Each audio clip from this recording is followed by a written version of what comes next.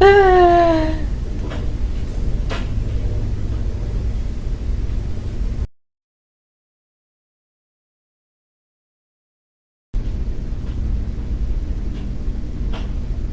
had a blender and a half, you guys. Sorry about that last video. I had to delete for reasons. Luckily, there's only one person viewing. Goodness. Well, God bless your eyes.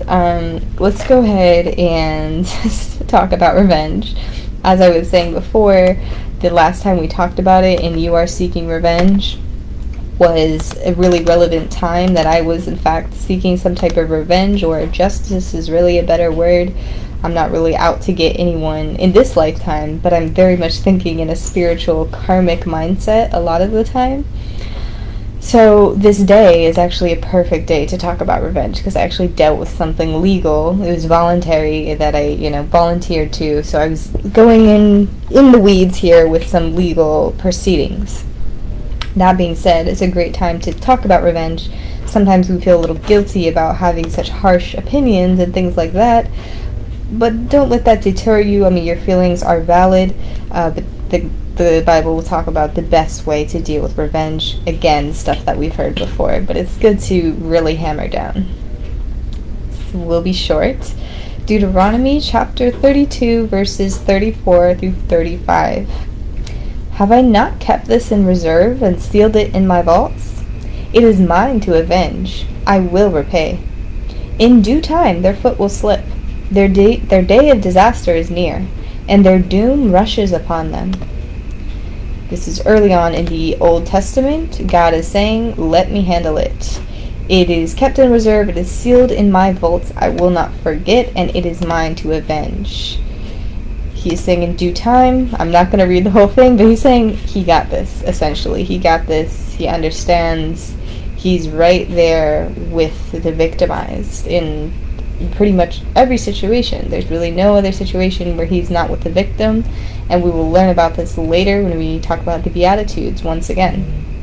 And there is circumstances where there is mercy granted to the perpetrator. And oftentimes there is mercy perpetrated, but it's not without a cost. Let's go into Psalm chapter 94, verse 1. The Lord is a God who avenges. O God who avenges, shine forth. Proverbs chapter 25, verses 21 through 22. If your enemy is hungry, give him food to eat.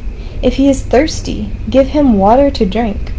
In doing this, you will heap burning coals on his head, and the Lord will reward you. This is kind of a thing. Treat your people, no matter who they are, even if it's a known enemy or an unknown enemy, treat them with respect. Treat them with respect, and in that you are really putting him in debt, essentially. You're putting him in debt. If he is the wretched soul that the person claims that he is, or what have you. Matthew chapter 5, verses 38 through 47. You have heard that it was said, eye for an eye and tooth for a tooth. But I tell you, do not resist an evil person. If anyone slaps you on the right cheek, turn to them the other cheek also. And if anyone wants to sue you and take your shirt, hand over your coat as well. If anyone forces you to go 1 mile, go with them 2 miles. Give to the one who asks you, and do not turn away from the one who wants to borrow from you. You have heard that it was said, love your neighbor and hate your enemy. But I tell you, love your enemies and pray for those who persecute you, that you may be children of your Father in heaven. He causes his sun to rise on the evil and the good, and sends rain on the righteous and the unrighteous. If you love those who love you, what reward will you get? Are not even the tax collectors doing that? And if you greet only your own people, what are you doing more than others?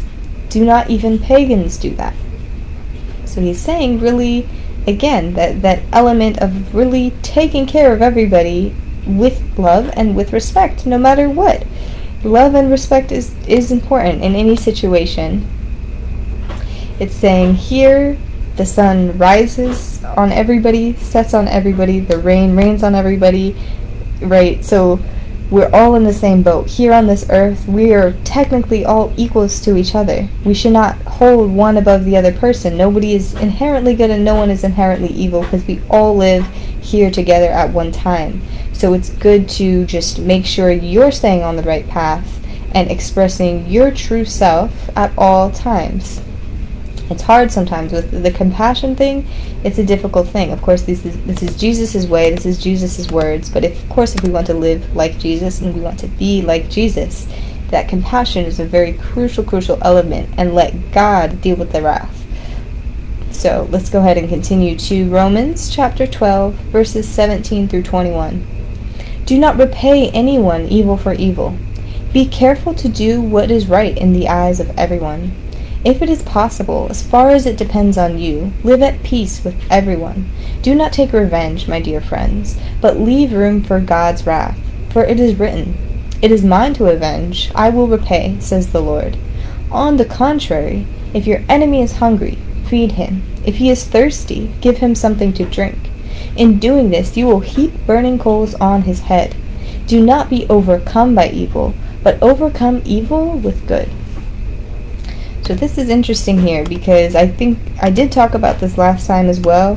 We do have the justice system in place, so it seems like we are taking justice into our own hands. I wouldn't even call a jail sentence something that is done out of revenge. It is a very harsh punishment, but it's not like death. But sometimes people will argue that life in prison is worse than death. But the justice system exists for a reason. It has its place. There are many faults within the justice system. The fact that good people go in more often than the bad people. So that is something that we should work out as a people. But as far as taking maybe violent revenge, really the Lord is saying here, don't put any extra effort into this evil thing that you're trying to conquer. Don't put really any extra effort. If it's for the good of something, trying to help somebody, that's great. You can put extra effort into helping somebody. So that's a really good thing. Don't put any extra effort in trying to harm further someone that God is already going to be dealing with. So that is very important. Of course, even the justice system can be seen.